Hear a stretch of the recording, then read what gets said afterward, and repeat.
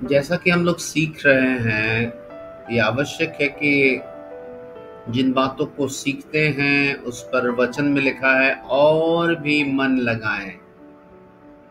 अगर सीख कर उन बातों पर मन नहीं लगाएंगे तो वचन में लिखा है हम बहक कर दूर हो जाएंगे।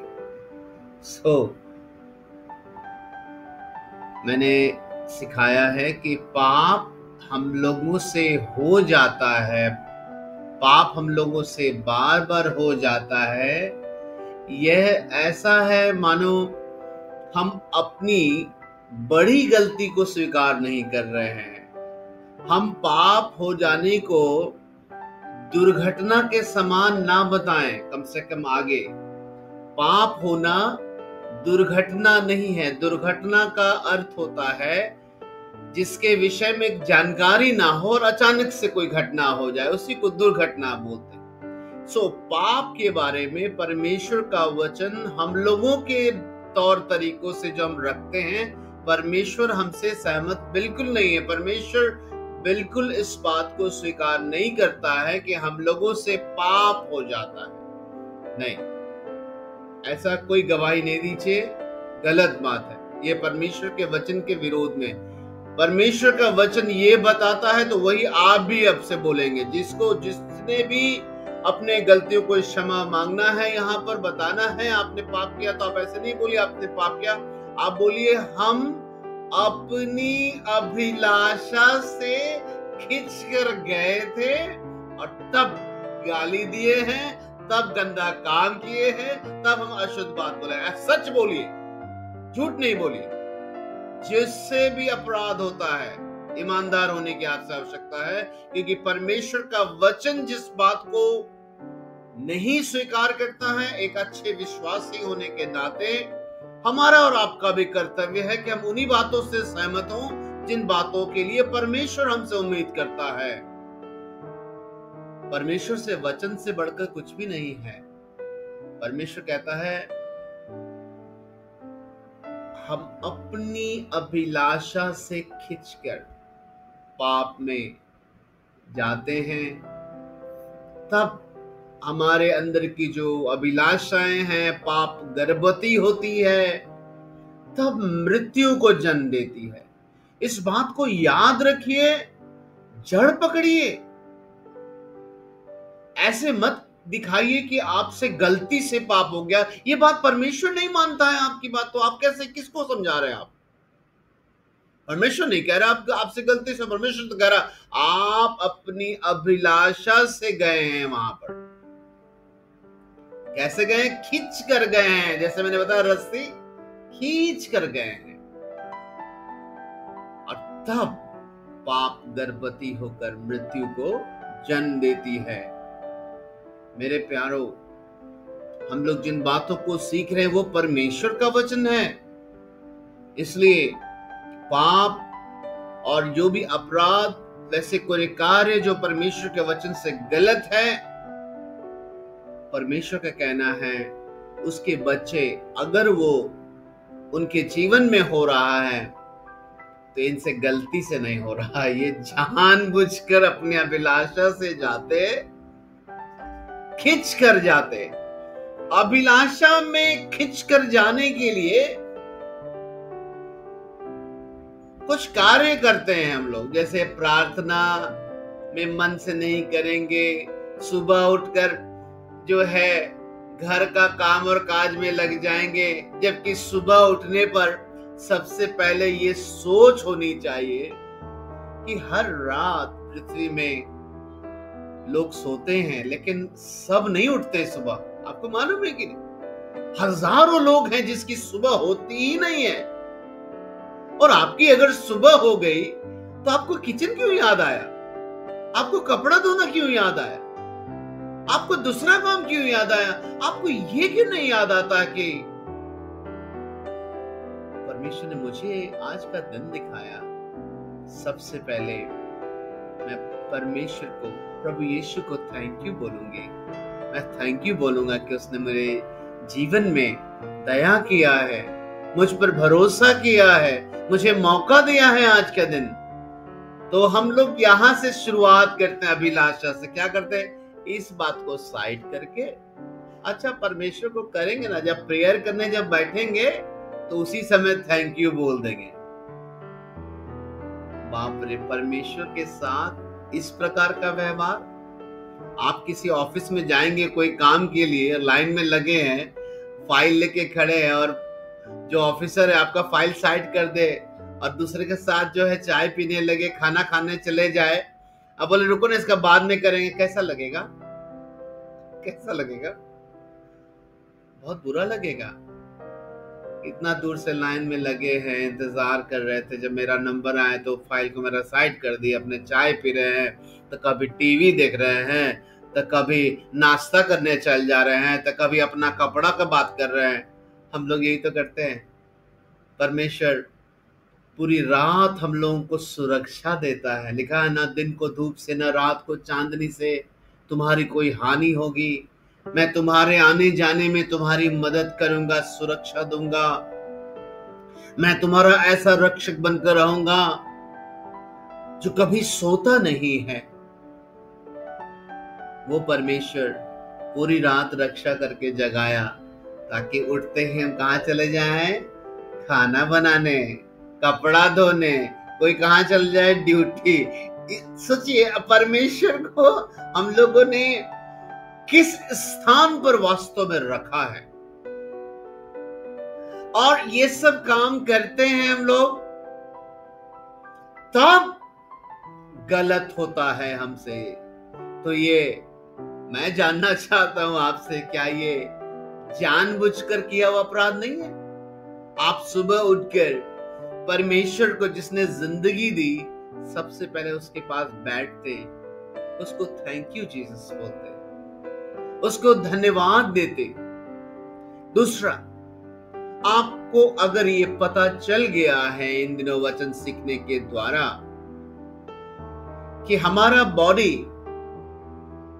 एक गाड़ी के समान है, जिसको हम लोगों को एक ड्राइवर के रूप में परमेश्वर ने रखा है, और ये बॉडी परमेश्वर का दिया हुआ है। जैसा मैंने आप लोगों को सिखाया कि कोई भी गाड़ी का जो ओनर होता है, अगर वो ड्राइवर रखता है तो उस गाड़ी को ड्राइवर अपनी मर्जी से घूमने फिरने के लिए है, उसका शौक पूरा करने के लिए है, या मालिक ओनर का अपना काम के लिए है? उसका अपना काम के लिए है गाड़ी, उसी के काम के लिए उसने ड्राइवर को भी रखा है। अगर ड्राइवर नालायक होगा तभी सुबह उठते ही गाड़ी लेके चल देगा अपना काम के लिए, अपना मजा करने के लिए, अपना जो मर्जी है दोस्त यार से घूमने के लिए, तो खाना बनाने के लिए, खाना खाने के लिए, कपड़ा धोने के लिए चल दिया गाड़ी लेके। लेकिन जब ओनर को ये पता चलेगा कि हमने जो ड्राइवर को रखा है अपनी गाड़ी दिया है ताकि मैं अपना योजना पूरा करूं, इसको इससे मतलब नहीं है। जब हमको जरूरत होता है तो बहाना मारता है, जब हमको जरूरत होता है तो कैसे बात करता है? 15 मिनट प्रार्थना किए हैं, आधा घंटा वो आधा घंटा मालिक को दिए हैं, ऐंठ रहे हो। 2 घंटा में ऐंठ रहे हो, 24 घंटा के लिए उस गाड़ी दिया है, ऐंठो मत। और 15-20 मिनट तो शर्म करो, शर्म। जिस मालिक ने गाड़ी तुमको जिंदा रखा है, उसका जिंदगी उसके हाथ में है तुम्हारा। जांचो अपने आप को। वचन में लिखा है, तुम अब अपने नहीं हो, तुमको दाम देकर मोल लिया गया है, इसलिए अपने शरीरों के द्वारा मेरी महिमा करो।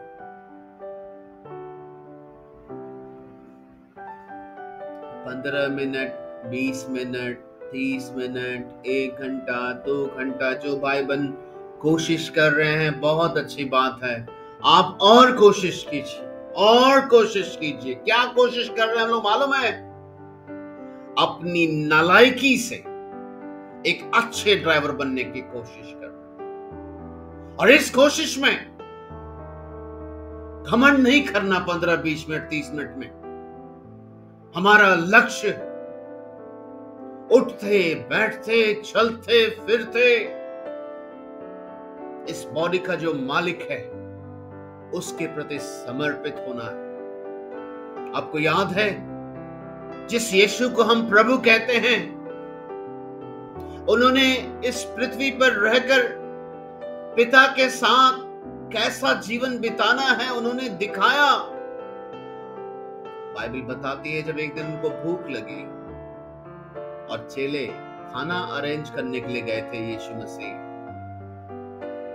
और जब वापस आके देख रहे हैं चेले यीशु मसीह को, तो देख रहे हैं एकदम फ्रेश है यीशु मसीह, तो हैरान है कि अभी तो हम लोग खाना लेके आए इतना दूर से इनके लिए और ये एकदम फ्रेश है। इनसे रहा नहीं गया।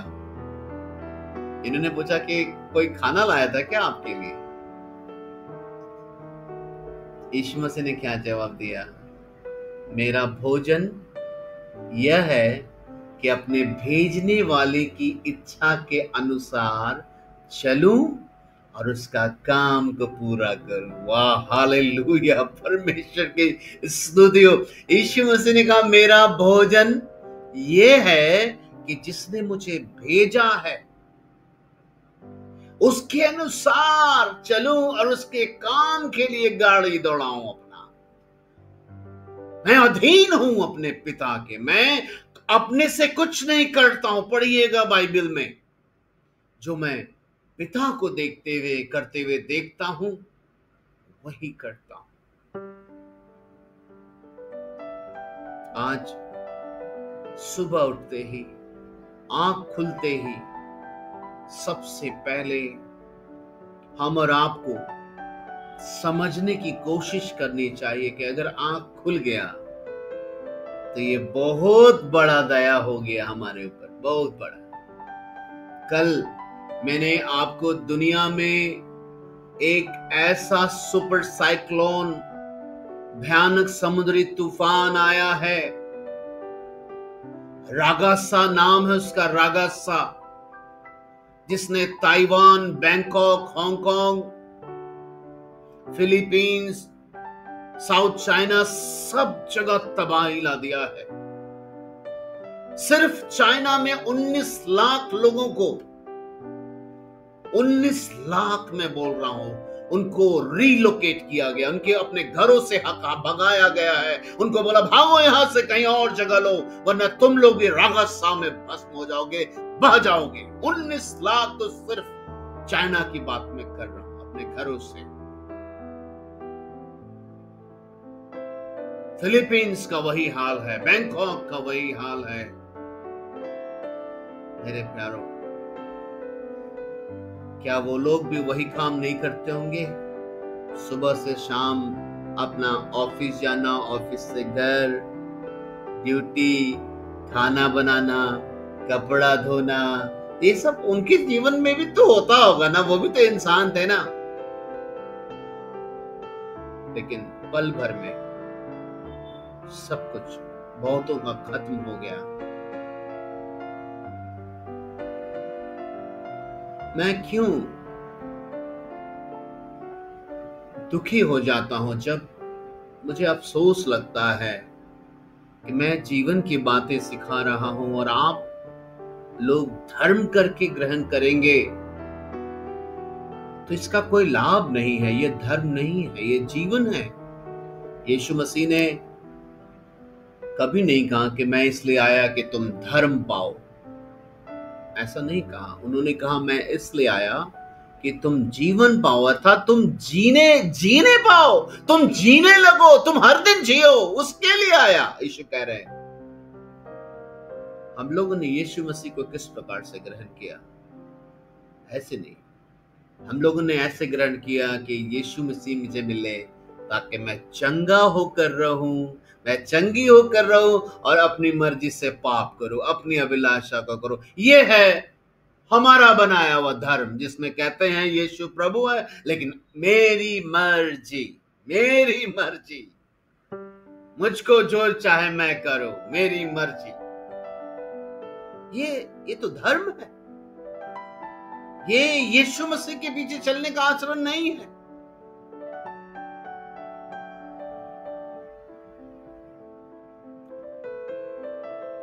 जितने लोग भी आज जुड़ते हैं, शांति पाने के लिए अगर आप जुड़ रहे हैं, तो मैं समझता हूं आपसे बड़ा मूर्ख कोई नहीं होगा। आप ये सोच के जुड़ रहे हैं यहां जुड़ने से कुछ घर में आशीष रहेगा, आप मूर्ख ही हैं सही में। नहीं जुड़िए, कभी कभी कहला जुड़ते, कभी मत जुड़िए भाई। आप जिस रास्ते में चल रहे हो उसी में रहो ना, कभी नहीं मरोगे ना। तुम लोग को तो लगता है मरोगे नहीं, तुम्हारा तो न्याय होगा नहीं, मत जुड़ो, कोई दिक्कत। वचन में लिखा है, परमेश्वर ने कहा कि हे जवान, अपने जवानी के दिनों में सृजनहार को स्मरण रखना जिसने तुम्हें बनाया है, इससे पहले कि वो वर्ष और वो दिन आए जब तू कहे कि अब मुझे किसी चीज में अच्छा नहीं लग रहा। प्रभु वार्निंग दे रहा है। अभी सांसें चल रही है ना, अभी दिमाग काम कर रहा है, प्रभु के पास आओ, इस बात को समझते हुए कि जिसने बनाया है वही बचाएगा, वही संभालेगा, वही हमें अनंत जीवन दे सकता है। उसके पास रहो, कहीं मत जाओ, इधर उधर मत भटको। प्रार्थना में हम में से जितने लोग प्रार्थना करना शुरू किए हैं, हम सब समझ पा रहे होंगे कि कई बार प्रार्थना के समय में जो 1 घंटा 2 घंटा जो आगे बढ़ रहे हैं, उनको ऐसा कहीं ना कहीं एहसास होता होगा कि हम इतना समय आज कर पा रहे हैं या करेंगे, इतना समय कर लिए, या फिर 3 4 5 घंटा से भी ऊपर हो गया, आज इतना समय हो गया। सोचिएगा, हम सभी की कहानी है। दिन भर फिजूल बात करते रहो, शॉर्ट्स चलाते रहो, फेसबुक देखते रहो, इंस्टाग्राम देखते रहो। मैं समझता हूं किसी में ये फीलिंग नहीं आती कि इतना समय हो गया, इतना समय हो गया। लेकिन जब हम प्रार्थना करने बैठते हैं, समय इतना भारी हो जाता है हमारा, इतना समय हो गया। मेरे प्यारो, जो भाई बहन ड्यूटी करता है, 8 से 10 घंटा ड्यूटी करता होगा, 12 घंटा करता होगा, 12 घंटा भी मैं मान लूं आपके आने जाने का सब लेकर, फिर भी प्रभु आपको 24 घंटा से कम नहीं देता है प्रतिदिन। अभी भी 12 घंटा आपके हाथ में है। आपने 12 घंटा अपनी इच्छाओं के लिए, अपनी जरूरतों के लिए, अपने परिवार के लिए आपने मेहनत कर लिया। परमेश्वर को कोई दिक्कत नहीं, अभी भी पृथ्वी में भेजा है, जिम्मेदारी है, करो। अब परमेश्वर ये पूछना चाहता है, अभी भी 12 घंटा है तुम्हारे पास, इसमें क्या है मेरे लिए? सोना है। परमेश्वर अब दिन भर काम कर लिए हैं, प्रभु कहेगा 6 घंटा सो लो, 6 घंटा सो लो, 7 घंटा सो लो, तब कितना बच रहा है? अभी भी बहुत है। अगला 12 में से 7 घंटा भी घटा दो, तब भी 5 घंटा एक्स्ट्रा बच रहा है। यानी 12 घंटा संसार में ड्यूटी कर लिए, 6 घंटा सो लिए, जम के सो लिए। साइंस के अनुसार एक इंसान अगर 6 घंटा सो लेता, कंप्लीट रेस्ट हो जाता इंसान का। सो आप अपवाद मत बनिए, दिखावा मत कीजिए कि नहीं 6 घंटा में नहीं हो गया, साइंस के हिसाब से तो हो गया। अभी भी 12 घंटा संसार में देने के बाद 6 घंटा पूरा रेस्ट भी ले लिया, अभी भी 5 घंटा है, नहीं दोगे प्रभु को? अभी भी दिक्कत है, क्यों नहीं दोगे? तो फिर क्यों चलना इस रास्ते में? आज 1 घंटा, 2 घंटा, 3 घंटा इतना बड़ा लग रहा है। अगर सच में हम लोगों को बड़ा लग रहा है तो थोड़ा अपने आप को जांचिए ना। आखिर प्रार्थना क्या है? परमेश्वर के साथ बैठना, यही ना है प्रार्थना, और तो कुछ नहीं, यही ना मतलब होता है। सो परमेश्वर के साथ जब हम 1 घंटा बैठने के लिए, हमारे पास जो ड्यूटी वाले हैं उनके लिए मैं बोल रहा हूं कि फिर भी 5 घंटा आपके पास, अच्छा से सो लिए, 12 घंटा जम के संसार में ड्यूटी, तब भी 5 घंटा आपके पास, तब भी 1 घंटा जो लोग परमेश्वर के साथ नहीं बैठ पा रहे हैं यहाँ पर, आपको स्वर्ग में मन लगेगा? सोचिए ना, मन लगेगा स्वर्ग में? वहां तो 24 घंटा यहाँ का फ्रेंड लोग रहेगा नहीं, वहां तो ना टेलीविजन मिलेगा, ना इंस्टाग्राम, कुछ नहीं मिले। थोड़ा सा सोचिए, मन लगेगा वहां पे? ऐसा नहीं होगा कि कहीं मन कर जाएगा प्रभु से बोलने के लिए कि प्रभु पृथ्वी में ही ठीक थे। बाप रे, पृथ्वी में 1 घंटा आपके साथ बैठना भारी था, बाप रे, सुबह से शाम, शाम से सुबह, बाप रे, नरक हो गया। ही तो हम तो स्वर्ग सोचे थे, ये तो नरक हो गया।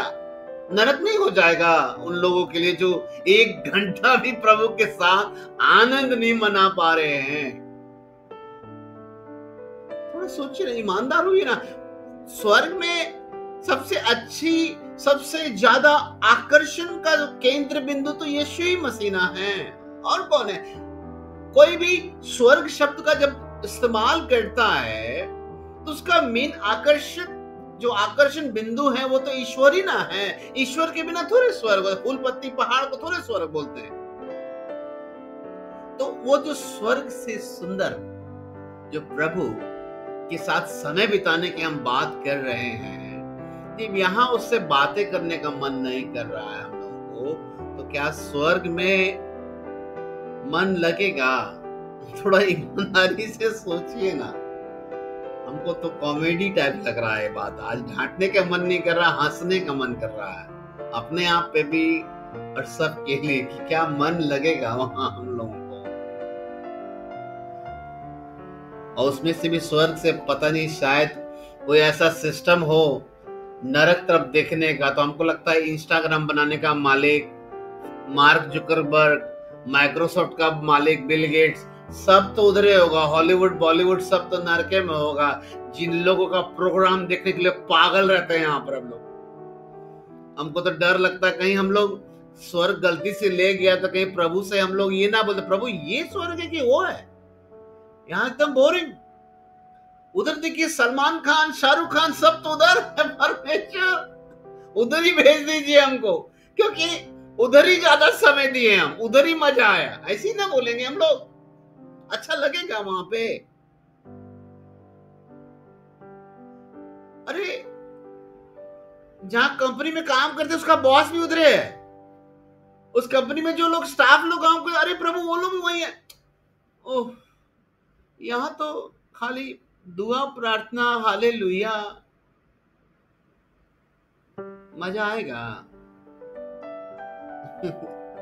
अच्छा लगेगा। प्रभु को हो सकता है आपको कुछ लोग बोले प्रभु अब हर समय नहीं पड़ा, प्रभु खाना ना बनाने के लिए किचन उचन तो दीजिए ना, जाते हैं तरह खाना, क्योंकि आदत पड़ा हो सुबह से पहले किचन जाना है, कपड़ा धोना। अब कितना आपके साथ बैठे रहे हैं? कोई किचन उचन है तो दीजिए, जाते हैं किचन में खाना बनाएंगे। कुछ लोग बोलेंगे प्रभु पढ़ने लिखने के कुछ है तो थोड़ा बैठ के पढ़ते हैं कुछ। आपके साथ कितना देर बैठेंगे? आदत पड़ा है प्रभु कल्पना में जीने का। प्रभु तो सब कुछ मनुष्य के लिए जब बनाया, मनुष्य को पहली बार उसी समय उसने उपाय कर दिया था। जो मनुष्य की आवश्यकता जो है, एक घर, एक काम, व्यवसाय और एक लाइफ पार्टनर।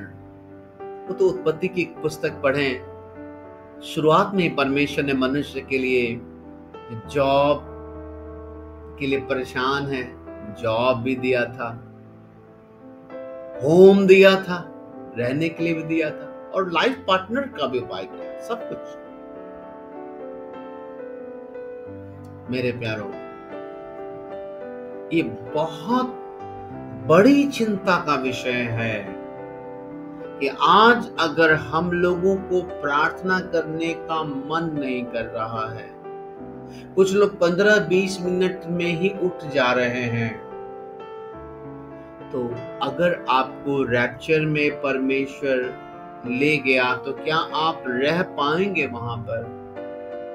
आप सह पाएंगे परमेश्वर की उपस्थिति? अच्छा लगेगा सुबह से शाम हालेलुया प्रभु की स्तुति महिमा, मन लगेगा? थोड़ा वचन में लिखा है, पवित्र बनो क्योंकि तुम्हारा बुलाने वाला पवित्र है, सिद्ध बनो क्योंकि तुम्हारा बुलाने वाला सिद्ध है। क्या यही सिद्धता की तैयारी कर रहे हैं हम? हमारे बुलाने वाला जहां पर है, वो क्या हम लोगों के हालात को देखता होगा? तो क्या उसको अच्छा लगता होगा कि ये लोग पृथ्वी पर मेरे साथ बैठना पसंद नहीं करते हैं? किस मुंह से इनको अपने पास लेकर आऊं? क्या वो ऐसा नहीं सोचता होगा? क्या वो ऐसा नहीं सोचता होगा कि मैं स्वर्ग में रहते हुए इनको लिख कर दिया हूं? हम देखते संसार में पैसे का लेन देन, लोन कुछ होता बिना लिखे नहीं होता। प्रभु बोला कि लोग को तो विश्वास होता ही नहीं है, चलो हम भी लिख कर देते हैं, जहां 2 या 3 मेरे नाम से इकट्ठा होंगे, मैं स्वर्ग से आकर उनके बीच में अपनी उपस्थिति के द्वारा उनसे बात करूं। उसने लिख कर दिया है कि जब तू प्रार्थना करे तो अपनी कोठरी में जा, द्वार बंद कर, अर्थात तू अकेले में भी रहेगा, मैं स्वर्ग को उतार दूंगा तुम्हारे पास, और तेरे अंदर में जो भी गुप्त बातें तो मुझसे प्रार्थना करना, अर्थात मुझसे बातें करना, मैं तुझे उत्तर दूंगा। लिख कर दिया है परमेश्वर ने। परमेश्वर के वचन में लिखा हुआ है ये बातें। प्रभु यीशु मसीह ने कहा है ये बातें। यहां पर जो कुछ भी हम सीखते हैं,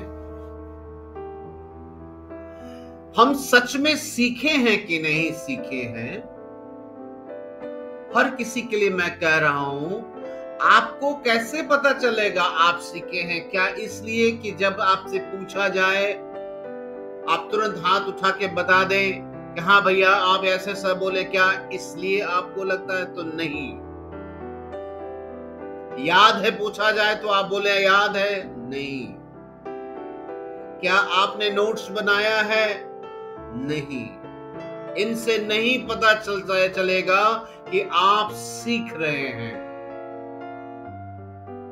आप लोगों को अगर अपने आप को जांचना है कि प्रतिदिन की मीटिंग से आपको क्या लाभ हो रहा है कि नहीं,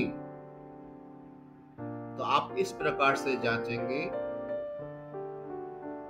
कि आपको प्रतिदिन प्रार्थना करने का मन हो रहा है, प्रतिदिन प्रार्थना आप कर रहे हैं कि नहीं कर रहे हैं, प्रतिदिन प्रार्थना का समय बढ़ रहा है कि नहीं बढ़ रहा है, आप और ज्यादा प्रार्थना करने का हर दिन बढ़ रहा है कि नहीं मन। अगर ये हो रहा है तभी अपने आप को समझाइएगा कि आप कुछ सीख रहे हैं, यहां पर कुछ बढ़ रहे हैं। मैं ग्रुप में ऐसा ग्रुप मीटिंग मैंने कई सालों से चलाया है, लेकिन लोगों के दिमाग में क्या है, ज्ञान बढ़ाना ही बढ़ना है। झूठ। ज्ञान बढ़ने से घमंड बढ़ता है, आदमी नहीं बढ़ता। बाइबल में लिखा है वो तो अहंकार हो जाता है उसको ज्ञान बढ़ने से। बढ़ता वो है जो उस पर चलता है, और जो चलता है अगर वो जान गया जीवित परमेश्वर को, तो उसकी नजदीकी में, उसकी हुजूरी में, उसकी उपस्थिति को अपनी जिंदगी का सबसे कीमती तोहफा मानता है और उसके पास समय बिताना चाहेगा। वो समझ चुका है कि दुनिया के हजार और लाखों लोगों से बात करने से अच्छा है जीवित परमेश्वर से बात करना। हालेलुया।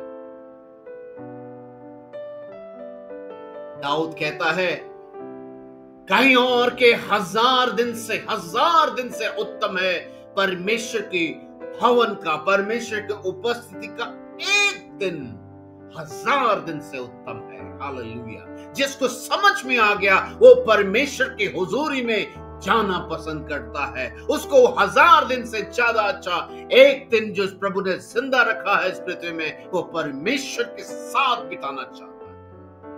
अगर इस कार्य के लिए आप उत्साहित नहीं हो रहे हैं, तो या तो आप नालायक हैं, और या फिर मैं पूरी तरह से फेल हो गया हूं आपको सिखाने में। दोनों सही नहीं हो सकता है। ये नहीं हो सकता कि मैं सही सिखाऊं और आप ज्ञान बढ़ाने के लिए दौड़ में दौड़ रहे हो। ये नहीं हो सकता है। मेरे प्यारों, जिस प्रभु यीशु की बात कर रहे हैं वो जिंदा है। अभी वो सुन रहा है, वो आंखों से देख रहा है, वो हम सब से प्यार करता है, बहुत प्यार करता है। इसीलिए वो स्वर्ग छोड़कर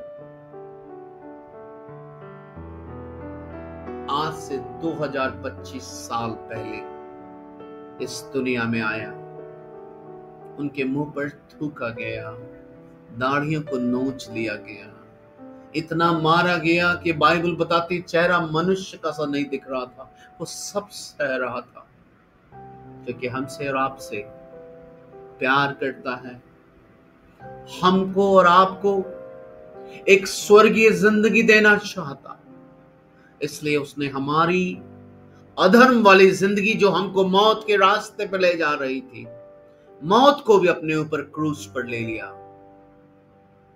चूंकि निष्कलंक जीवन जिया था और पवित्र शास्त्र बाइबल के अनुसार, ईश्वरीय योजना के अनुसार लहू बहाए अर्थात पवित्र लहू के बिना पाप की क्षमा नहीं हो सकती है। स्वर्ग से हमारे और आपके लिए लहू लेकर आया। लहू उसके नसों में बह रहा था, हमारे आपके लिए गिफ्ट के रूप में वो लहू आया। एक ऐसा गिफ्ट जो अभी तक मनुष्य जाति ने कभी सोचा नहीं होगा। यहां शादी में, रिसेप्शन में, बर्थडे में गिफ्ट आता है तो हम रैपर को फाड़ते हैं, उस पर जो पन्नी लगा रहता है फाड़ते हैं, तभी तो गिफ्ट निकलता है। सर्वशक्तिमान परमेश्वर का पुत्र इस बॉडी में, ये बॉडी उनका रैपर था जिसमें वो आया था। इसको फाड़ा जा रहा था, मार मार के यहां पे मारा जा रहा था, कांटों का ताज पहनाया जा रहा था, सब फाड़ फाड़ के पूरे हाथ। वो गिफ्ट लहू जिसके बिना हम और आप नरक चले जाते, पूरा रैपर की तरफ उसको फाड़ा जा रहा था। लिखा है उसका आखिरी बूंद तक पवित्र शास्त्र बाइबल बताते हैं हमारे और आपके लिए वो गिफ्ट बहता रहा, ताकि हम, आप और ये संसार, यीशु मसीह संसार के लिए आए, चर्च के लिए नहीं आए थे। जिनको ऐसा लगता है अपनी धारणा को बदल दीजिए। यीशु मसीह संसार के लिए आए थे, वो चर्च के लिए नहीं आए थे, क्रिश्चियन के लिए नहीं आए थे। उनका लहू सारे जगत के पापों के लिए था, ताकि वो नहीं चाहते कि जब वे संसार में आए तो कोई भी नरक ना जाए, हर कोई इसके लहू का लाभ उठाए, उसको पुकारे, उसको थैंक यू बोले, उसको एक्सेप्ट करे कि प्रभु यीशु मैं विश्वास करती हूँ, मैं विश्वास करता हूँ आपका वो पवित्र लहू मेरे गुनाह के लिए आपने बहाया था, मेरे लिए कीमत आपने अदा किया है, प्रभु मुझे क्षमा कर दीजिए। और प्रभु यीशु सबको क्षमा करने के लिए सर्वदा रेडी है। आज प्रभु यीशु मसीह के पास आइए मेरे प्यारों, वो जीवन दाता है, वो मुक्ति दाता है, लेकिन अगर उसके साथ समय बिताने की चाहत नहीं बढ़ रही है तो आप बिल्कुल नहीं बढ़ रहे हैं, बल्कि आप पहले से ज्यादा कठोर इंसान बनने जा रहे हैं। क्योंकि पवित्र शास्त्र बाइबल बताती है जिसको बार बार समझाने पे भी वो अपराध को नहीं छोड़ता, वो मन नहीं फिराता, वो एक दिन अचानक नाश हो जाएगा। जो बार बार कहने पे भी मन नहीं फिराता, वो एक दिन अचानक नाश हो जाएगा, ऐसा परमेश्वर का वचन बताता है। परमेश्वर का वचन बताता है आज अगर तुम मेरा शब्द को सुनो तो हृदय को अपने कठोर मत करना। आज ही उद्धार का दिन है, अपने हृदय को कठोर ना करें। आइए हम लोग प्रार्थना करें।